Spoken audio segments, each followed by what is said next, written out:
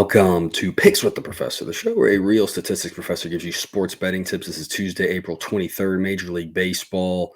Still hanging in there. Throat's feeling a little bit better. Obviously, I still sound very different than usual. So if you're new here, apologize for what the clearing of the throat and some of the things like that. I'm just still kind of just trying to deal with this, spring allergy thing.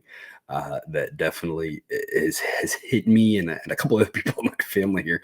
If you're not with us on Dub Club, we ask you to check that out. Again, the reason why, and many of you know this, but if you're new here, maybe you are unaware, but this is what I do all day. I wake up and I do this. I do this during the day. I do this at night. I do this before I go to bed, 7 days a week, 3 days off a year during the All-Star break.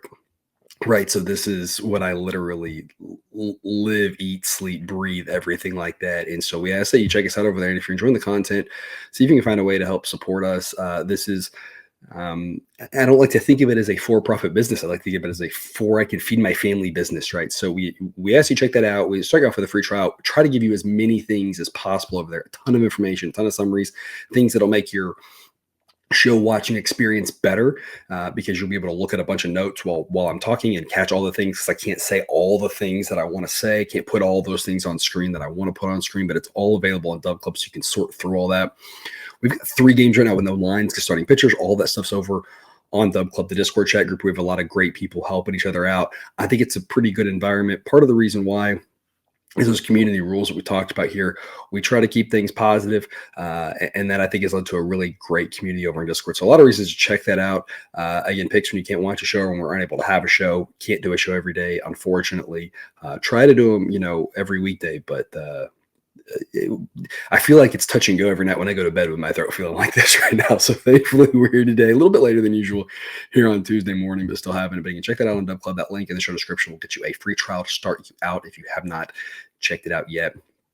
Yesterday, and I still need to do some work on coding in some of these things. So I have to type some of this stuff manually and try to find them across the tabs. The show one's impossible at this point, because the only way I've got a daily show thing is like across 4 different tabs, and trying to find an ROI on that. I just need to work on coding that in. So free show picks with 4-4. That's 4-4 with the Braves pick. Technically graded as a push, because we were on show yesterday.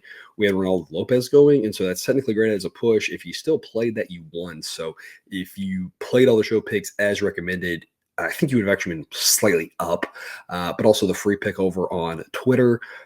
Won that extra credit pick, the play of the day, won again back on the right track there. The play of the day now 6 out of 7 straight. So looking at this, I think this makes the 3rd day of the season where we have won both the play of the day and the extra credit pick. We've never lost both in the same day. So pretty nice run there on some of these highlighted picks, whether it's full game, play of the day, or the first 5 free pick. Sides, full game sides, 4-0 yesterday. Clean sweep there on what we recommended for you. So that was a lot of fun. First 5 picks split. Of note, we've been talking about this. The White Sox and the Rockies offenses are absolutely terrible. You are probably aware of that. They're so bad. They're breaking them on. I've talked about this, right? The Rockies, the fact that they can't score at course is just insane. Like last year, their offense was good. Again, they put up some runs because they were home games, but on the road they were putrid, and they were bad. And this White Sox team, mainly without a couple key guys. I think Jimenez is the main guy that's out. I think, when you have maybe Moncada as well, I think when you have not a great team, a couple of guys out like that, you have a bad offense. But historically, these teams that have been bad have just been like regular bad. And the way that I've coded in and formulated and tried to come up with projections for this is handled it fairly well. I think these two are just outliers that we've not seen in some time. This bad, this much worse than the next worst. I think the Marlins offense is 3rd worst, and the Marlins offense is good, but it's like a full standard deviation better. And that's something that we don't typically see in professional sports, where there's that big of a gap. It's just crazy. And so kind of did a little bit more of it. I don't want to get too deep in the weeds here. Either one, I guess, works, but kind of trying to figure out a way to grade them, maybe without including them in the calculations for how we grade everybody out. It's almost like a leave one out type thing. It's a little more complicated than that, but I think this kind of handles it better. And in a situation where we don't have teams that are extremely bad like this, it'll kind of work the same. And so I've just kind of added an extra layer to improve it to handle these cases like this. And so I think we're going to be handling the Rockies and White Sox offense a little bit better going forward. But it's just been tough to mathematically attack them because they're just so terrible. It's kind of crazy that they're just bad in April, right? Maybe in August, after the trade deadline, maybe you expect this, but you don't expect it in April. Quick reminders, again, those rules, information about the model, pickswiththeprofessor.com/new. We are projecting an average game, one game, anything can happen. You saw one game, weird things happening all the time. Yesterday, right, the day game, a game was 0-0, I think, on like the 8th inning. The game had 2 runs in it, but we don't want to make the mistake of looking at the result of one game and saying that meant a certain pick was good. The pick is good or bad based solely off of the probability and the price that you get. The price is what the price is, and the probability. I'm not saying that my model is the end all be all, is the exact probability. All models are wrong. Some models are useful. Whether you use my model, a different model, a combination of models, you can come up with a model in your head. I can get you to come up with a probability, even if you're like, I'm not a number person, because we can do that. It's there. We might have to extract it, ask you the right questions. We can come up with that. That's what makes it a good pick. And the reason I say that's a great example, that day game yesterday, 2 runs. But if I told you before the game you could get over 2.5 runs at -110, everyone in this watching this video would have said, oh my gosh, how much money can we put on this if we have to, right? It's not a lot to win, but dang, that's an insanely good number. And it would have lost, right? So we don't want to make the mistake of looking at what happened in one game and saying that makes a good pick. I don't know what's going to happen in one game, and nobody does. And if you're looking for that, you're going to be on this quest for the rest of your life, because nobody's going to be able to do that. It's impossible, right? We talk about average games, probabilities, referencing that to the price. This is how it is done. This is how you make money sports betting. And I hesitate to say this, but it's kind of the only way you're going to make money sports betting, is making sure that relative to the price that you're paying, the probability works in your favor. If that's not the case, you won't win in the long run. That's just the way it is, unfortunately. And so that's kind of our approach here. We do acknowledge that if we say 55%, we will lose 9 out of 20 times, but the times that we win, because we have a well-calibrated model, will help us win more in the long run than we lose. And that's what we're all about here. If you've been with us for a while, you are well aware of that. There are no locks in gambling. A grades mean they're the best value. Does not mean it's guaranteed to hit, kind of as I mentioned earlier. But as always, take what you like and leave the rest. I don't want you to bet anything you are not comfortable with. Please like the show if you can. That helps other people find us, helps keep us around. Without further ado, we'll start with the Red Sox and the Guardians. 6:10 p.m. Eastern, first pitch. A little bit of a slightly earlier start there in Cleveland. A little thing they do on some of these weeknight games. Mid-upper 50s. Wind blowing out at about 10 miles an hour, folks. I'm not sure if this game's going to happen. There's a bunch of rain around. And so that's something to kind of keep in mind, especially if you're a fantasy player, daily fantasy player. This game may not happen. It may not last 9. So that's another kind of angle to look on this, especially if it doesn't last 9. For most places, your full game total bets, your full game run line bets, a lot of bets that are not money line will be pushes if it doesn't go 9, and it may just not happen. There's just a lot of rain, just a lot of uncertainty, so just a lot of question marks with this game, weather-wise. Assuming it does happen, the weather, the wind blowing out with the temperature probably offset, probably play like a normal night in Cleveland, which is to say slightly pitcher-friendly, not quite like Seattle, of course, but still a slightly pitcher-friendly ballpark. Tanner Houck and being lively. Houck's been fantastic this year, one of the best pitchers in baseball, 1.35 ERA. Underlying metrics have him in the low to mid-2s. Doing a great job. If he continues to pitch like this, that number 37 great ranking there that he has will continue to skyrocket. He's looked great so far. Last time he faced this Guardians offense, things went really well for him. So I think that's the big question when you're looking at the side. Exactly how will he be able to replicate that success? There are some people who argue he has their number. He knows how to attack them, et cetera, et cetera. Other people will argue, well, they just saw him. They just saw his stuff. And now that means the Guardians are more likely to have success. I'm not really sure, right? We have a model to try to help us anchor into a probability. And if you're with us on Dub Club, you know which direction we would go if we were playing a side based on those probabilities in a couple different ways. Again, you could tag that whether it's money line or run line. If you have questions about that and you're with us over on Dub Club, again, Discord is the place to hit me up and we can discuss this game more in depth there. Been lively pretty respectable in his first start. I'm not really overly confident, but it was a solid first start for him. And we're going to go first 5 under 4.5 as the official pick for this. An A grade pick. Both of these bullpens are actually pretty good, as you can see on screen. So it's not that the full game total isn't necessarily, it's not necessarily a bad play. A couple things with it. First off, what makes a good play again is relative. How do we see things? How do you see things, right? Because it's your money, and I want to make sure you're comfortable with what you're doing. How do you see things um, relative to the market? And if I'm not convincing you to see things the way I see them or the model sees them, then don't do it. But the way that we see this is that these bullpens are good. But the way the market sees this is that the bullpens are good too. It's not like that's an unknown piece of information.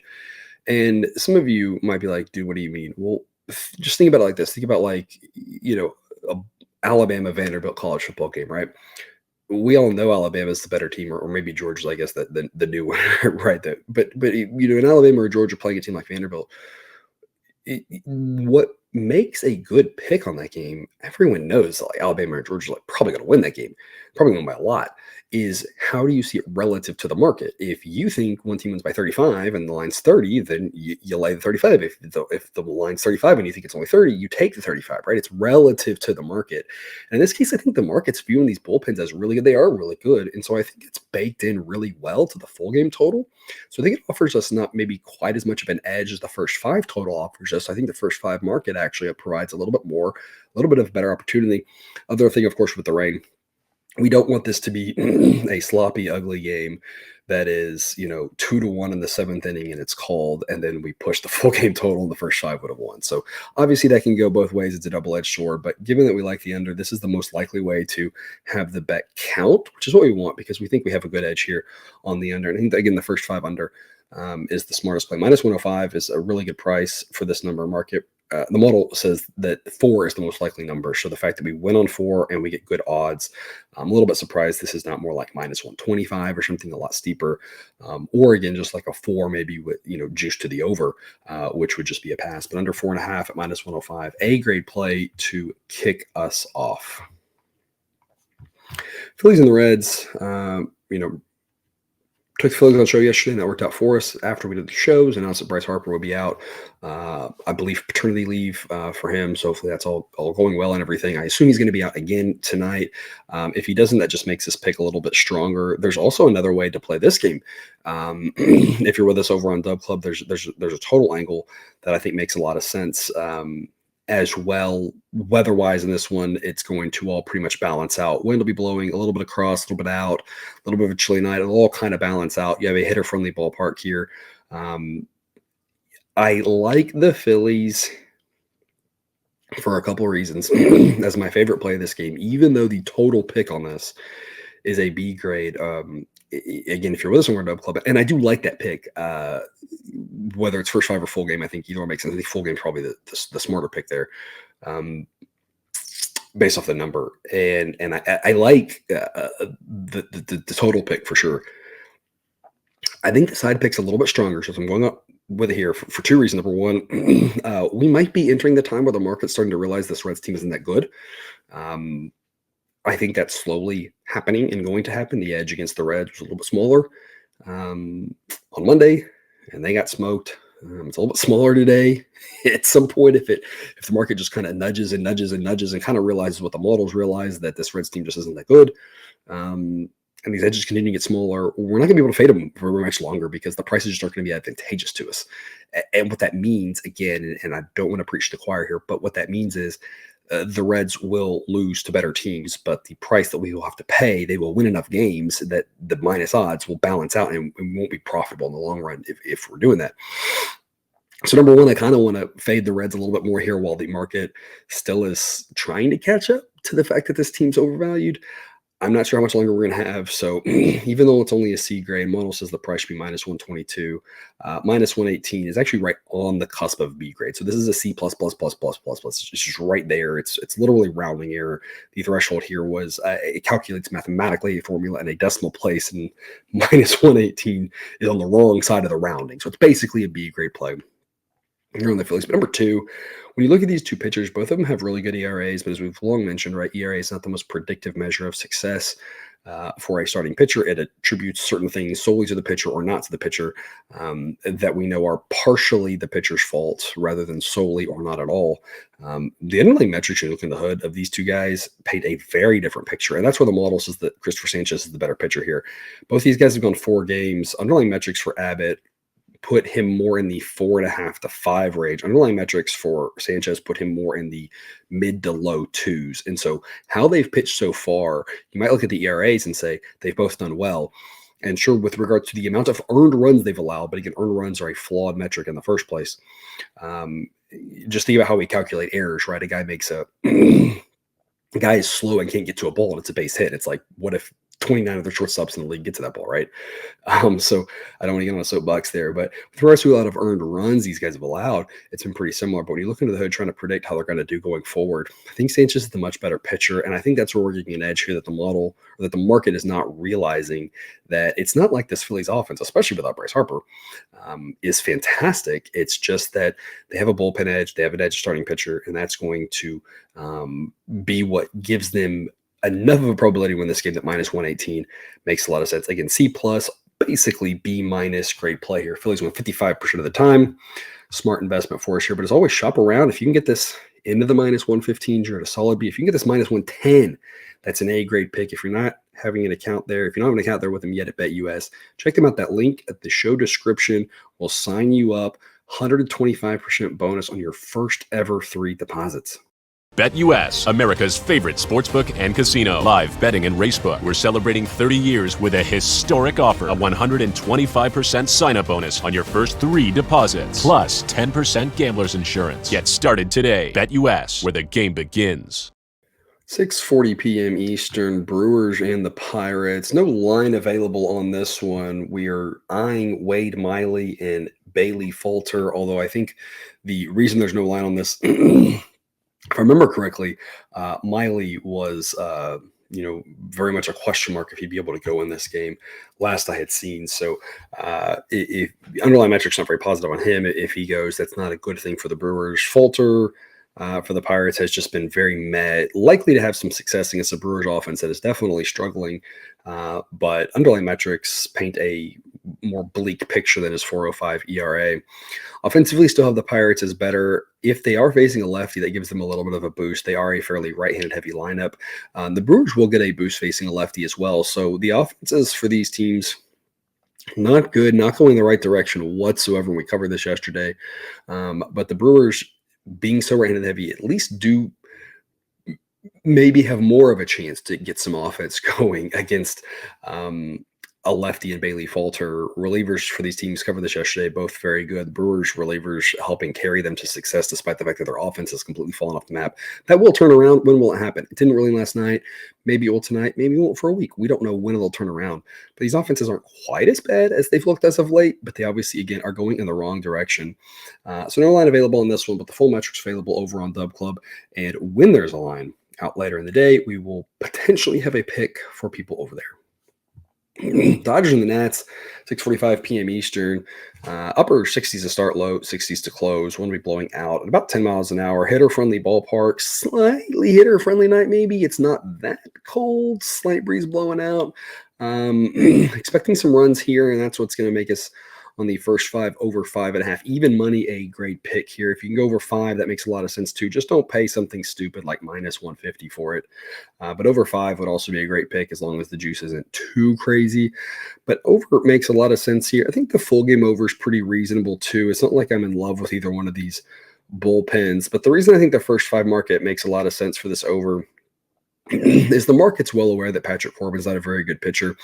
And I am here to say I don't think he's probably as bad as Eddie ERA. And I feel like I said this last year as well, if you were with us.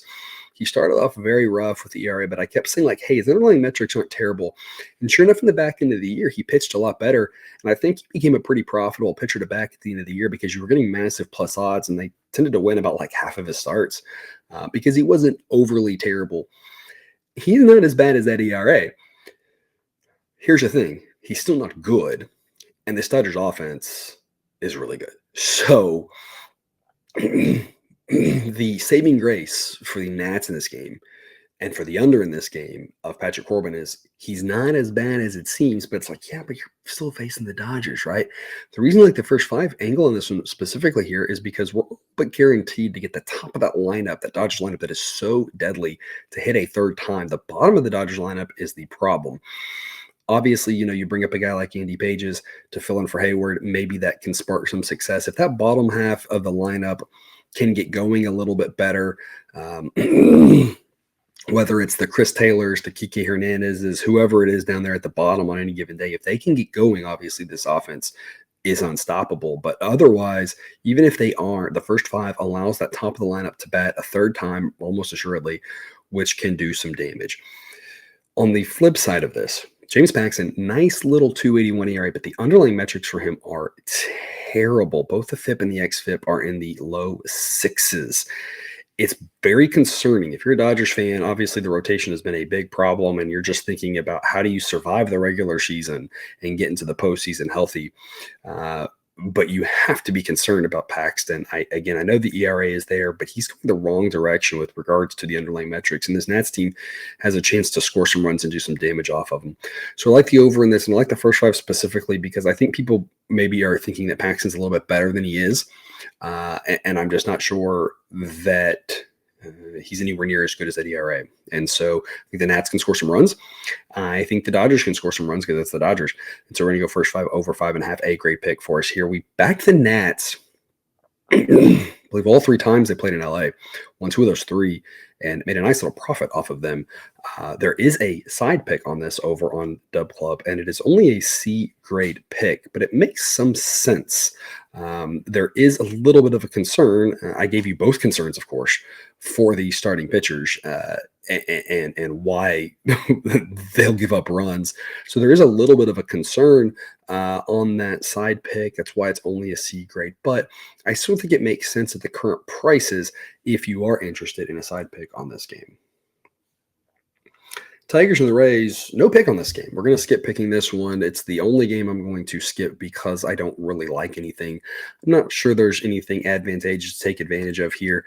Totals priced pretty well, sides priced pretty well. But more importantly in this game, because there's some small edges that I think can be exploited. The Phillies game earlier is a great example of that. There's some later, they're B and C grade picks. And I'm like, I think they make a lot of sense for certain reasons. This game, I have no idea on, and there's 2 reasons why. Number one, Ryan Pepio, better underlying metrics than his ERA. I think he might actually be decent. He's trending the right direction. If he continues to pitch like the underlying metrics suggest, he will be in the top half of starting pitchers, and that's obviously a good thing for this Rays team. But are the Rays secretly bad? Like last night was a disaster, and obviously you didn't necessarily expect them to score 10 runs in a game like last night, but didn't quite expect what they've had. Their bullpen's been shaky. The bullpen's rating is going the wrong direction. The bullpen was a little bit of an issue last year, but the offense last year really carried them. And so while the bullpen was a concern, and last year's bullpen was very uncharacteristic for the Rays and more middle of the pack like this year's, where it's typically, a top 5 type pen where you're like, hey, bullpen games are great because they got a ton of great arms. The offense last year, carrying them to a top 10 for sure offense, maybe top 5 offense, depending on what part of the season you were looking at. This year hasn't looked as good. They're also extremely right-handed heavy, so facing a righty Kenta Maeda doesn't bode well for them. So you're like, well, let's back the Tigers in. I do not trust Kenta Maeda at all. When they played the Rangers last week, I made the comment to our people, I believe it was to our people on Dub Club. I believe we didn't have a show that day because there were like 4 games. And I think that might have been when the allergy thing first hit me. I made the comment to our people over on Dub Club. I was like, I do not trust Maeda. I didn't trust Leiter for the Rangers. Like, this is going to turn into a bullpen game. And I like the Tigers bullpen more. That didn't turn out to be true, because the Tigers let Maeda out there and kept him out there way too long. And it was like, I expected them to go to the pen early. I expected, and they just let him give up 2 runs too many. And that really kind of changes my perception of this, because if the Tigers are going to view Maeda as a guy who can get out of those things, if he's going to do it, I guess against the Rays makes sense, because this Rays offense is struggling and they're really right-handed heavy.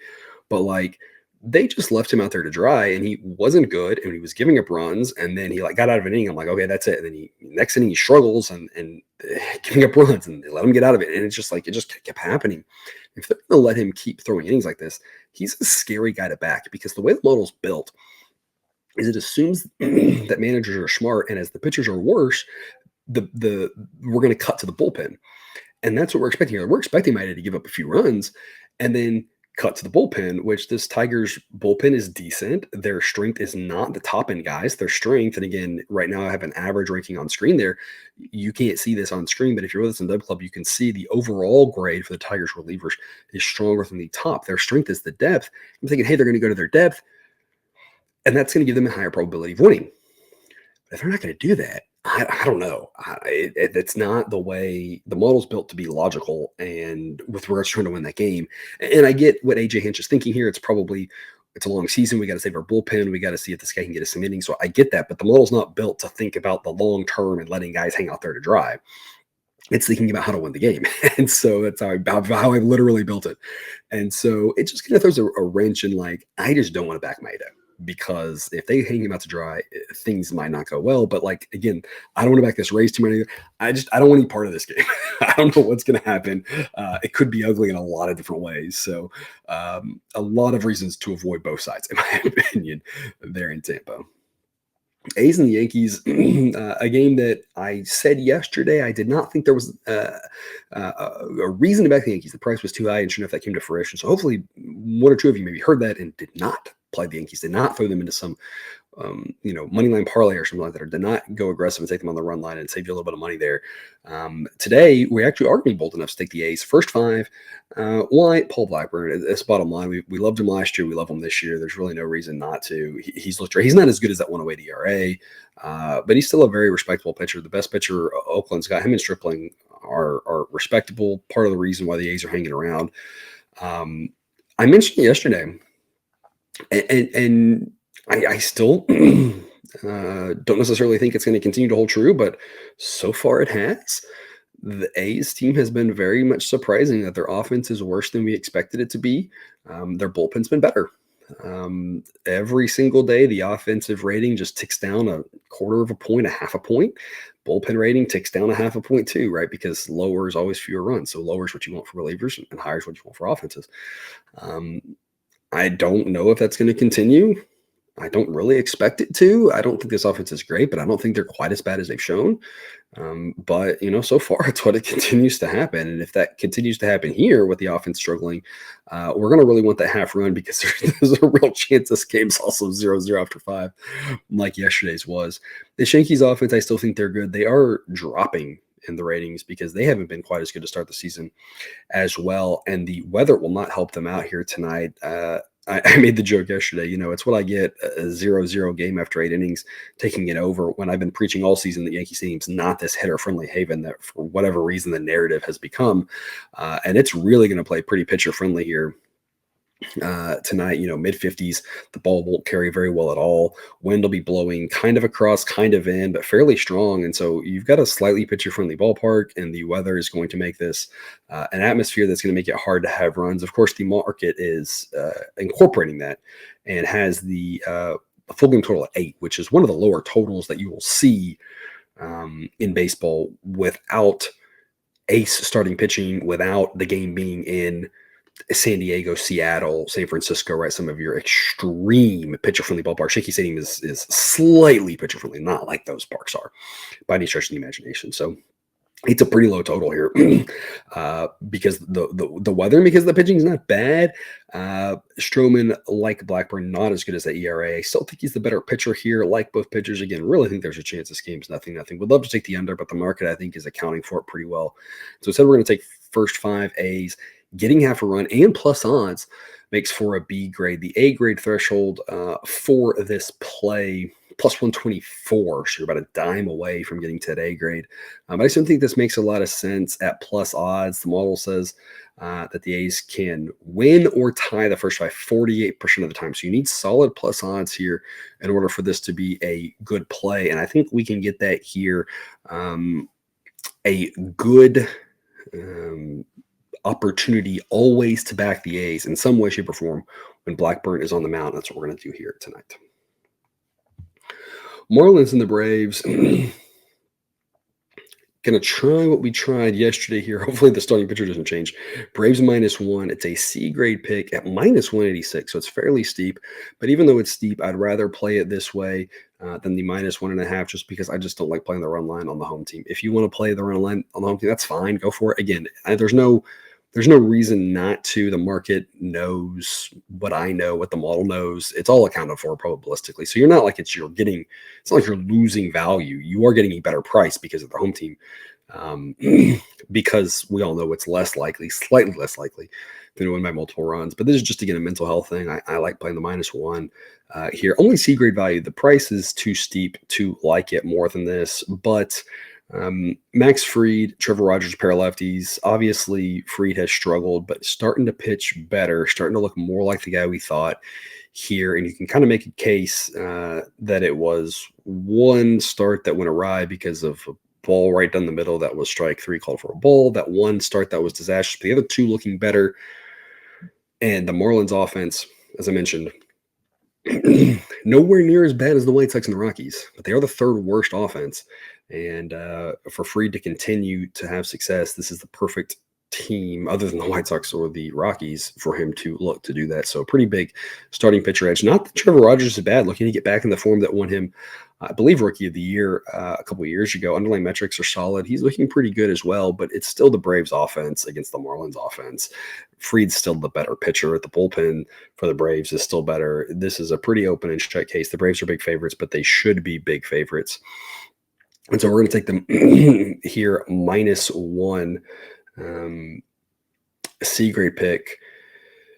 The weather for this one, mid-60s start, around 60 degrees to close, slight breeze blowing in. So it's going to make it a little pitcher friendly. And again, I think both of these pitchers are probably a little bit disrespected. I think people are a little bit freaked out about Fried from those first two starts. They're a little bit freaked out about Rogers from last year, but I like what I've seen from him so far. So I think it's probably another situation like yesterday where the cooler night in Atlanta and these pitchers, I think, set us up for another reasonable spot to look at an under, just like yesterday's game did, as that was the kind of makeup pick. Once we got the new line out, we went with the under yesterday. But whether it was the under or whether it was the Braves -1 yesterday, either one of those won. I think we're looking at a similar situation here in Atlanta tonight. Blue Jays and the Royals. About 70 degrees to start, low 60s to close. Wind will be blowing a little bit in, a little bit across. It'll actually decrease the expected runs a little bit, but we're still in a very hitter-friendly ballpark. Blue Jays still a good offense. Royals still a respectable offense. And so we're going to go over 8. A-grade pick. It is -122. I'd go over 8.5 as well, as the model's projecting 9.1 runs. And you get all these projections for full game, first 5, all that, again, all things you can get over on Dub Club. Kevin Gausman, not nearly as bad as that 8.16 ERA, but the underlying metrics are a little bit of a concern. His grade has now slipped into the upper 70s, where he's been a guy who's been in the low 70s at some point. Michael Wacha, underlying metrics are very promising so far. He's looked good, but he's been a guy that his whole career has been very average. He's had stretches where he's been better, stretches where he's been worse, but he's never really been elite. He's never really been terrible, but a pitcher like Wacha, as respectable as he's been, stands to give up some runs against this Blue Jays team. The Royals will put up some runs. The Royals bullpen is always going to give up a few runs. This total should be 9, and so I think it makes a lot of sense to take the over. Over 8, again, -122 is an A-grade pick is the current price. If it's 8.5, as long as you're looking at something like -115, -105, that makes a lot of sense as an A-grade. I'd play it even if it was -110, -115, but at some point you are jumping into B-grade value because the price is a little bit higher. The push protection on 8, game landed 5-3 last night, and so that push protection might come in handy here. So that's why the -122 is worth the juice here. But again, this one should be 9 straight up. And I don't know where the number's going to go later in the day, but I don't really see any reason why. You've got a hitter-friendly ballpark, good Jays offense, questionable relievers really on both sides, set up for some runs here in Kansas City.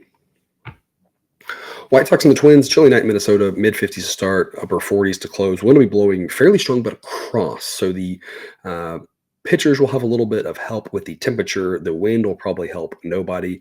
Again, mentioned People have done a better job accounting for the White Sox. You see that grade has dropped a bunch. I think that's probably a more realistic rating from this Twins offense, though. As I mentioned yesterday, not good as well. And you can see there that's not a good rating for them. But in this game, it's a little bit different. Of course, the Twins did score plenty last night, but it's a little bit different here tonight because while two things. Number one, while Eric Fetty has a 3.10 ERA, the underlying metrics are terrible. I don't think he's that good. I think the Twins offense, will not good, at least does stand a good chance to score some runs again tonight like they did last night, simply because they're going up against a pretty mediocre at best starting pitcher. People look at the ERA, but again, a FIP of 6, xFIP in the 4s does not bode well. So the Twins got a chance to score some runs there. The White Sox relievers are terrible, so whenever he comes out, he's averaged 5 innings of start, so it's 4 innings of bullpen if needed. Hopefully the Twins win. They don't need that 9th inning. Worst bullpen in baseball. The Twins scored a chance to score some runs there. So again, not a good Twins offense, but it's not like they're going up against pitching that we think has any chance to stop them. But the other big thing here is Pablo Lopez. Number 7 rated starting pitching according to Sideline. ERA a little bit higher this year, but the underlying metrics are actually better than his projection for the season, the rest of the year. So very confident in Pablo Lopez, a guy we've loved to back, a guy I've long since been one of the most underrated pitchers in baseball. Once he's done, and he should start getting deeper. He was a guy who was consistently going 6+ innings last year. As he stretched out, you would expect that here against this White Sox offense, the Twins relievers are solid. Twins -1, B grade pick at -201. This game sets up very similar to the Braves game, and then I'm taking the -1 because it's the home team. It is slightly steep odds. But if you are interested in a different approach for this, our moneyline parlay of the day is Twins and Braves. You can get that right now at -104. So it's basically even money. And that way you've kind of taken some of the edge out of these steeper odds. And then at that point too, both teams just have to win as opposed to in both of these solo picks.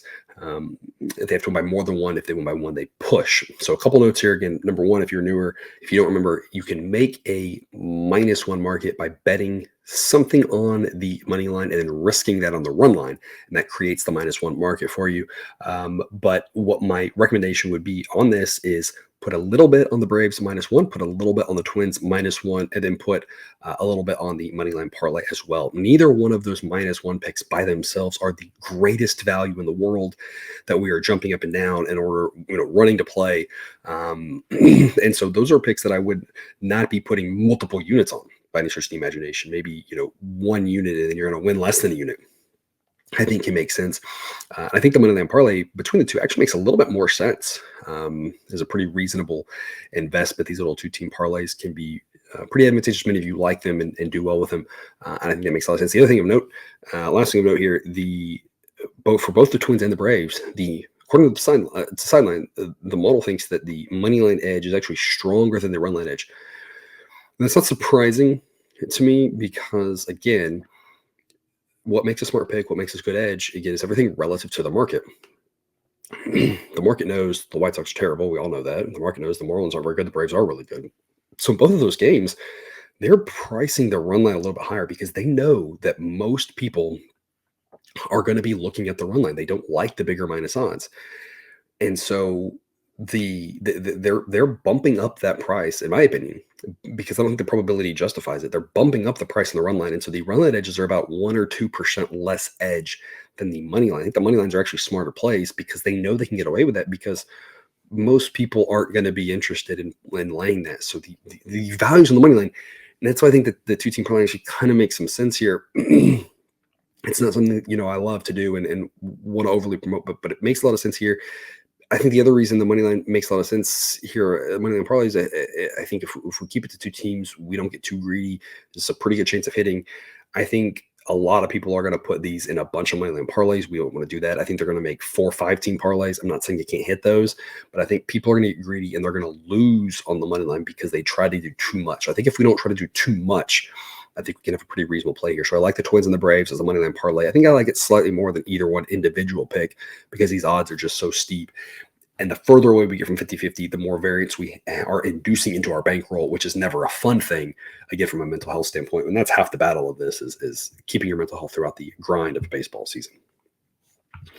Astros and Cubs, no line available on this one for right now. I am not really sure. It does look like it's JP France and Jordan Wicks, but there was nothing available at the time of this recording. Astros offense has not looked good. We've been fading the Astros a lot of late. I don't know if we're going to fade them again here. We'll see what the line is, but I still think the Astros offense is okay. They grade out really well against lefties. As I mentioned before, they always hit lefties really well. This Cubs offense, I'm not really sure is that good. Starting pitching wise, not a big fan of JP France. I think Jordan Wicks is better than his ERA. I think Wicks is the better pitcher. His underlying metrics look good. So, I mean, I give the Astros an edge on offense. The Astros are giving a little bit of that back as starting pitcher, but they'll take it back at the bullpen. The bullpen for the Astros has not been good, but we can't overreact to too small of a sample size. So all of that, then the Cubs are at home. All of that kind of gets you back to the models in the Astros win this 52% of the time. Again, we'll see what happens when the line comes out. If there's a good pick, Dub Club will have all that information. Weather-wise, it's going to be a slightly hitter-friendly night, assuming we don't have any rain. A chance of rain, not nearly as bad as Cleveland. But a slight chance of rain, but a wind blowing out 10 to 15 miles an hour at Wrigley, and that matters more at Wrigley than anywhere else because the lack of tall grandstands, the wind carries the ball further there than any other park in baseball. So hitter-friendly atmosphere here tonight in Chicago. So expecting a lot of runs. But again, official pick coming later for everyone on Dub Club. Diamondbacks and the Cardinals, no line available either for this one as of now. I believe by the time as I'm doing this, probably isn't line now. This morning, I think everyone's kind of adjusting and running their models and trying to figure out. Tommy Henry has been the guy who's overnight announced going to get this start, and so I think that's why there was no line when I locked pick. So we'll get something out for everyone on Dub Club on this. But Tommy Henry has not looked good this year. Underlying metrics probably not quite as bad as that, but he's still not a very good pitcher. As you can see on screen, I love Steven Matz. I think he's underrated. I don't think he's going to win a Cy Young, but I think he's underrated because I think people view him as a bad starting pitcher, and he's very, very competent, very respectable starting pitcher. Diamondbacks will have the edge on offense. We got the win with the Cardinals last night, partially because of those bullpens, the bullpen edge that the Cardinals had. That's what happened last night, and you saw it come to fruition that the Diamondbacks bullpen, not great. Cardinals bullpen, pretty solid. Again, we'll have a pick later on this one if warranted.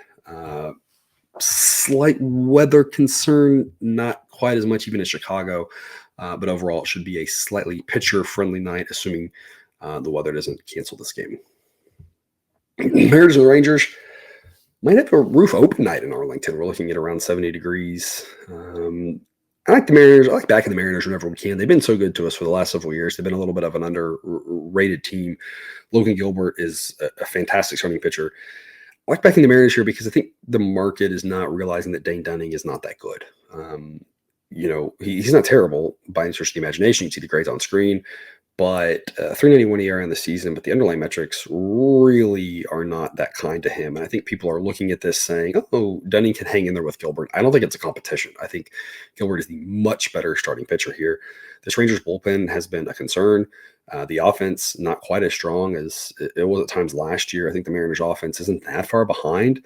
The Rangers at minus 109. This is a B grade pick. The Mariners are slight favorites here. I think they should be bigger favorites. They've got just a really big edge starting pitcher. And there's just not a lot of areas where you look at the Rangers and you think they've got an edge in this game. Maybe a little bit offensively, but it's just not that big. It's not anywhere near as big as the edge that the Mariners will have pitching. That's the biggest difference in this one is that. So that's why I like the Mariners here, minus 109. B grade pick. A grade threshold for this one. Again, available for every single game. Over on Dub Club is minus 104. Padres and the Rockies. This is probably the game I spent the longest time trying to debate a pick on. It's hard not to like the Padres.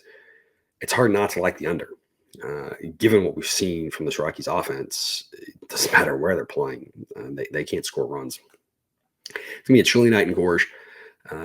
Mid-upper 50s. Wind will be blowing in about 10 miles an hour. So another night that's going to be it will not be pitcher-friendly park, but the massive offensive boost will be mitigated a little bit by the weather. It's also mitigated by this Rockies offense that is just truly terrible. I'll look at the Padres, look at the under. I'm a little bit concerned about Michael King. And that affects both of these, both the ways you can look at this game. 3.33 ERA, of course. He's gotten relatively deep in all four games, given how, on average, given what most pitchers have done to start the season. But the only metrics are a little bit of a concern. That said, perfect time to get right is against the Rockies offense. To counter that, of course, Coors Field still can be hitter friendly. So that's kind of the asterisk, the concern. And I think the reason why maybe I went with the over, with the under rather than Padres is Coors Field can get weird, and the Rockies could win this game like 3-2 or 6-4. Who knows?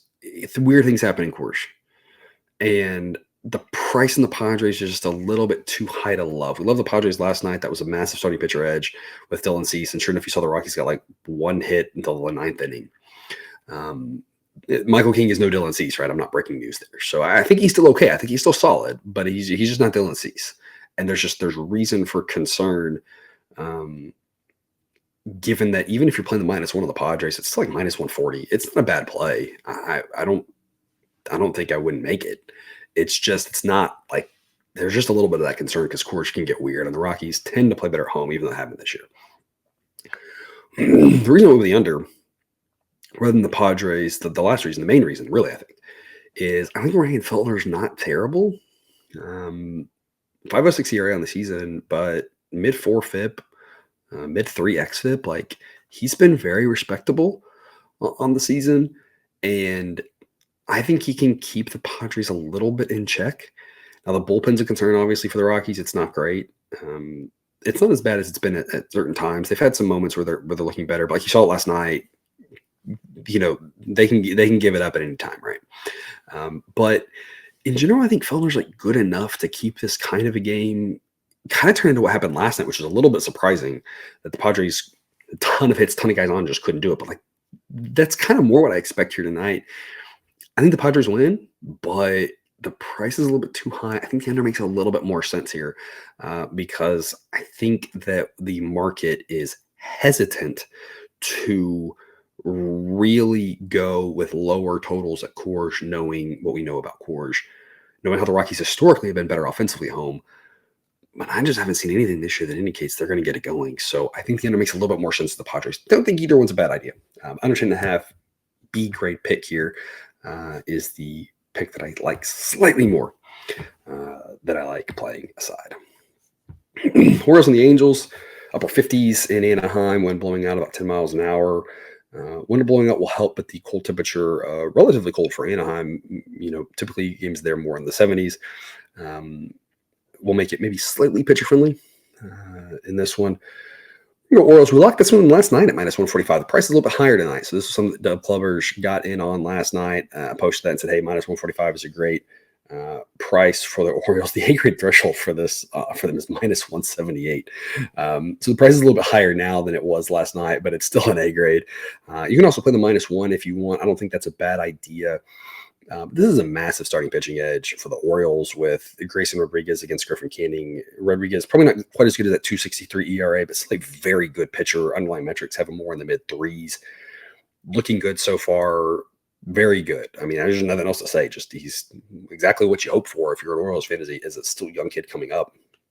Looking really good. Griffin Canning, maybe not as bad as an 8.05 ERA, but he's still not a good pitcher. I mean, it's a massive edge for the Orioles there. It's an edge for the Orioles and the relievers. Their relievers, maybe not quite as good as they would hope, maybe not as good as they were last year, but they're still better than the Angels relievers. And offensively, this Orioles lineup is skyrocketing through the offensive ratings here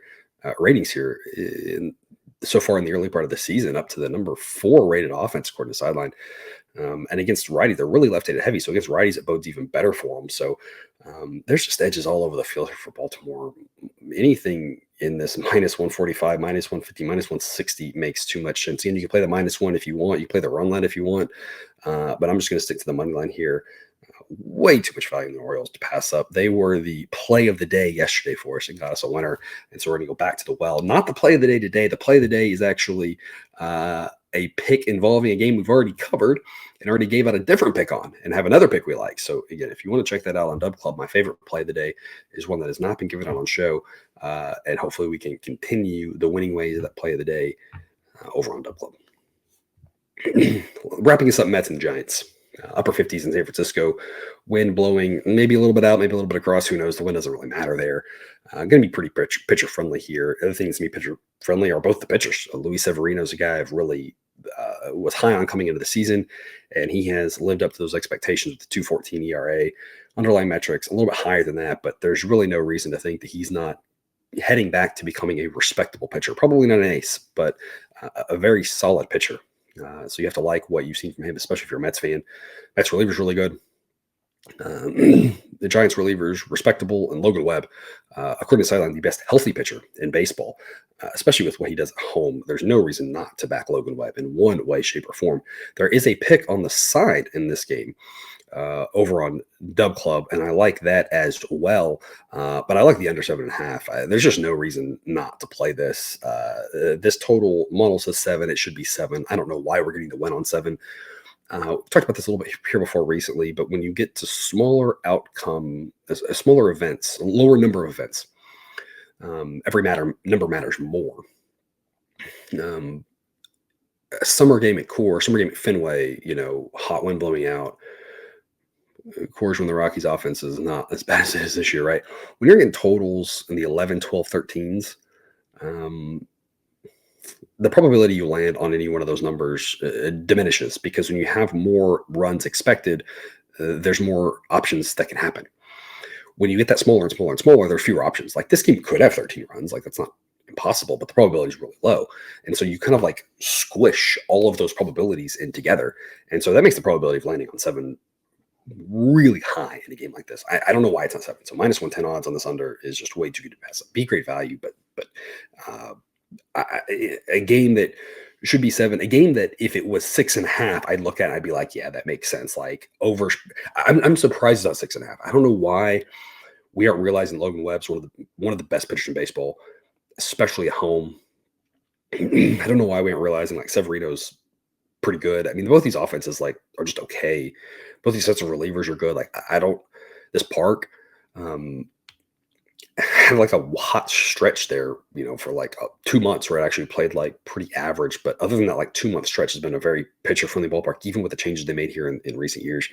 I don't know why this isn't 7. I don't know why it's not 6.5. If it was 6.5, that would be what I would do personally, even though the model says 7.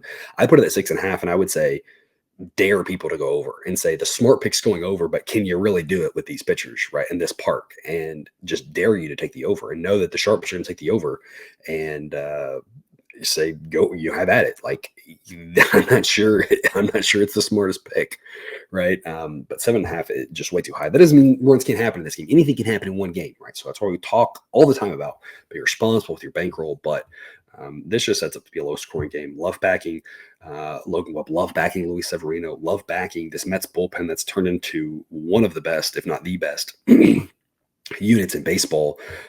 Love fading these offenses that, can really disappear at times. And we've backed the Giants a handful of times this season, and they have disappeared. They got the Giants first 5 last night in a game that had weaker starting pitching than this and had 7 runs. And so I just don't see why under 7.5 is not a slam dunk. One of my favorite picks here of the night. But again, of note, there is another pick that is listed on Dub Club that has a number in the risk and the reward column on this game that I also think should be invested in as well. I think we should be playing 2 things on this game. So under 7.5, be a great pick. It's one of them if you want. The other one, Dub Club, is the place to be. Link in the show description will start you out, give you a ton of benefits. Hopefully, again, we can make it worth your while. Other than that, that's our show today. There's the QR code. If you want to check out Dub Club, all sorts of goodies over there. Thanks again for watching. Best of luck here today. And as always, remember, you can get your betting money, but please don't bet your eating money.